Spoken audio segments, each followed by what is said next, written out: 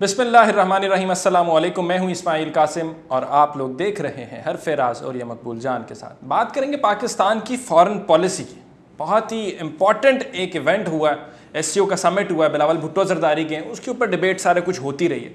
मैं बात करना चाह रहा हूँ जो मौजूदा हुक्मरान हैं, जो मौजूदा 13-14 जमातों का एक मरबा है और जो हमें रूल कर रहे हैं इस टाइम, वो लोग क्लेम कर रहे हैं कि फॉरेन पॉलिसी फ्रंट के ऊपर हमारी बहुत जीत हो गई है। और ये सब उनका कहना है कि जी बिलावल भुट्टो जी, इंडिया के अंदर एससीओ समिट हो रहा है, ये वाले हैं कार्स भी हैं, उसके अंदर ये रशिया भी है, चाइना भी है, वज़ीर आज़म साहब जो है वो कॉमनवेल्थ नेशंस के साथ है, चाइना का वज़ीर ख़ारजा आ रहा है, अफगानिस्तान का वज़ीर ख़ारजा आ रहा है। तो यानी हमारी बहुत बड़ी विक्ट्री है कि हम फॉरेन पॉलिसी फ्रंट पर जीत चुके हैं।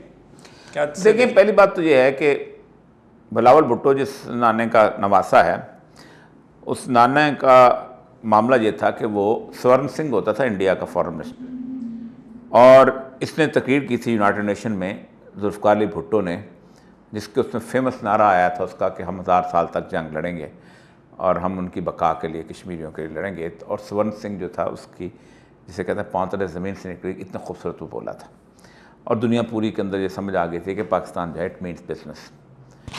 65 से लेके उसके बाद 71 इसी के नाना ने 71 में बहुत बड़ा रोल अदा किया था कि ताकि पाकिस्तान टूट जाए, क्योंकि वो इस जगह पे क्रेडिट उन्हीं के पास है, इक़्तिदार चाहता था।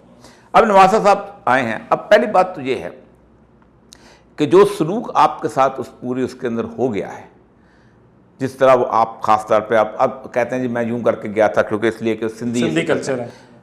पहली बात यह कि रसूल अकरम सल्लल्लाहु अलैहि वसल्लम ने फरमाया मुसाफा आप लेकर करो, ठीक है। आप कल्चर बात की बात होती है। नबी अकरम सल्लल्लाहु अलैहि वसल्लम ने फरमाया कि जिसने असबियत का झंडा उठाया वो जहलियत की मौत मरा, यानी कुफ्र की मौत मरा। तो जब आप हाथ आगे करते वो ना मिलाता, दुनिया जो है आप पे आपको उसको लान तान करती। आपको शायद याद होगा कि मुशर्रफ एक दफ़ा गया था तो उसने कहा था कि मैं, वाजपेयी बैठा हुआ था तो उसने कहा था मैं दोस्ती का हाथ बढ़ाता हूँ, तो आगे जाकर उसने हाथ बढ़ाया, उसको मिलाना पड़ा, वो चला सलाम, उसको मिलाना पड़ा। तो बिलावल साहब तो बुनियादी तौर पे वीक किस्म की पर्सनालिटी का आदमी है और वो ज़ाहिर बात है ऐसी 4-5 बातें करके वहाँ से उठ के चला आया। पहली बात तो यह है कि आपको सबसे पहले चीन के साथ एहतजाज करना चाहिए था कि आप क्या कर रहे हो, आप एससीओ मीटिंग वहाँ क्यों कर रहे हो, जबकि आपका डिस्प्यूट वहाँ चल रहा है, हमारा डिस्प्यूट वहाँ चल रहा है। इंडिया आपका साथी नहीं है, इंडिया क्वेट के अंदर अमेरिका का साथी है। क्वेट 4 मुल्कों का इत्तेहाद है जिसमें अमेरिका, जापान, ऑस्ट्रेलिया और भारत शामिल है। और उसके साथ साथ आप उसको धमकी देते हो, उसको ब्रजेश मिश्रा को, जब वो जाता है कि तुम अगर अरुणाचल प्रदेश में दोबारा आया तो हम तुम्हें देख लेंगे। और यहाँ पर आप मसला यह है कि आपको नहीं जाना चाहिए था, चाइना आपको नहीं छोड़ सकता। चाइनीज कहते हैं Pakistan for us is just like Israel for America, यानी जिस तरह इसराइल के लिए अमेरिका स्ट्रेटेजिक एरिया, पाकिस्तान हमारे लिए वैसा स्ट्रेटेजिक एरिया, और वाकई है भी ऐसा। लेकिन आपने वहाँ जाके जो आपने किया वो पाकिस्तानी कौम के लिए सच्ची बात यह है कि एक मुकम्मल तौर पे, जिसे कहते हैं ना, एक ऐसी ज़िल्लत और रसवाई सी जिसका आप तसव्वुर नहीं। वहाँ आकर तकरीरें करते हैं आप जाके, हमने ये किया, हमने वो किया।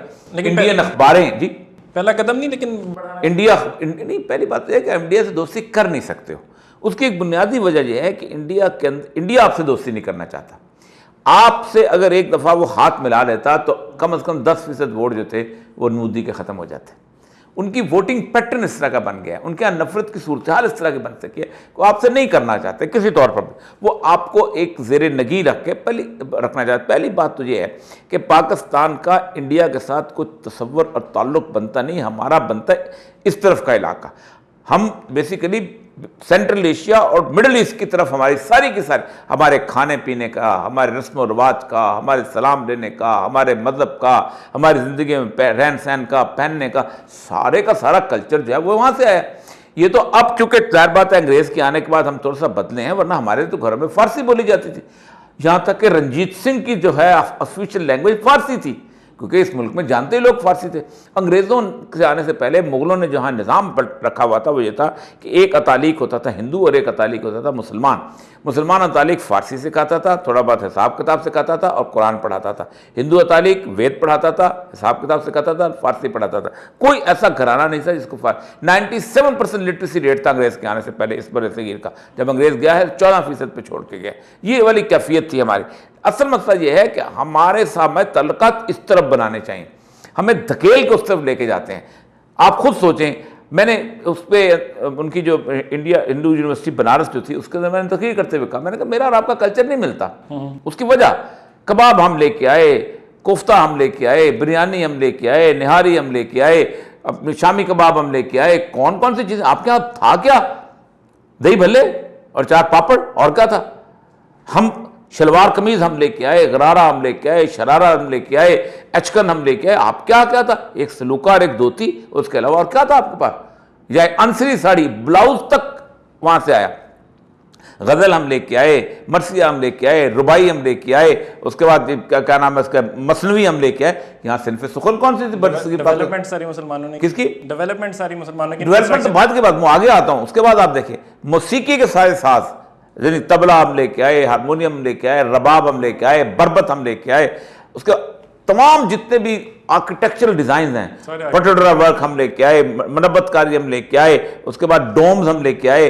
कौन सी चीज? तो मसला सारा यह है कि हमारा सारे का सारा कल्चर जो है वहाँ पर मिलता था, यानी हमारा इन्फ्लुएंस इतना था इस मुल्क, इस बड़े सगीर पर, कि मसनवी जो ज़ाहिर इश्क है वो पंडित दिया शंकर नज़ीम ने लिखी है।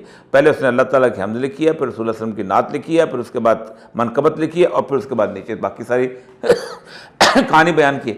तो आप एक मरूब कल्चर के सामने सिर्फ वजह सिर्फ ये है कि आप उससे मरूब हैं और आप मरूब हो।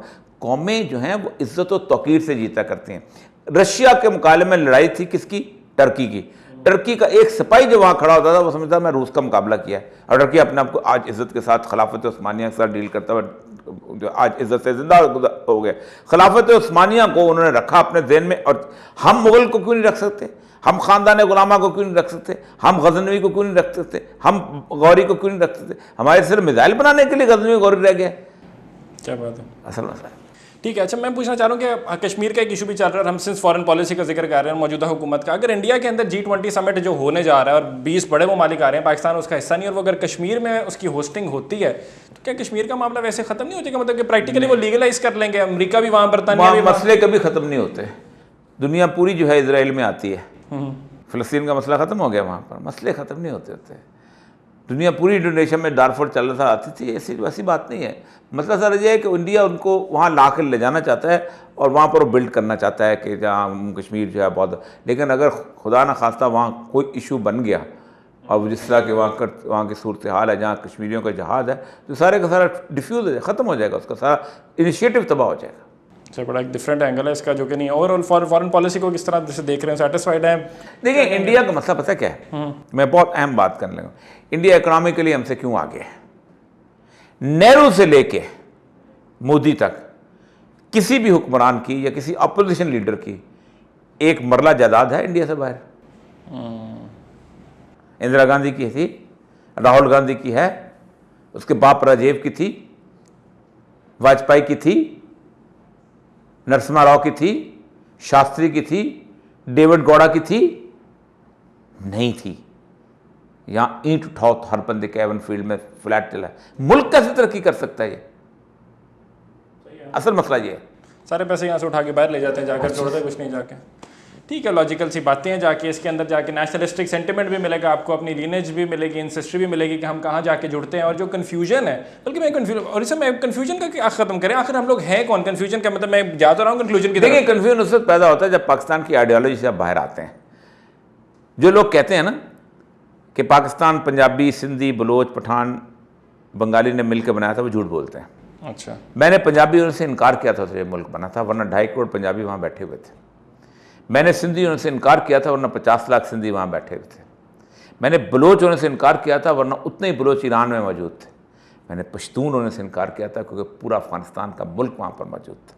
मैंने बंगाली होने से इनकार किया था, हालांकि हमारी अक्सरियत थी पूरे मशरक़ी बंगाल में। सोहरावर्दी हमारा चीफ मिनिस्टर था मुकम्मल मुत्तहिदा बंगाल का, हमने कहा नहीं मुसलमानों को रद्द कर।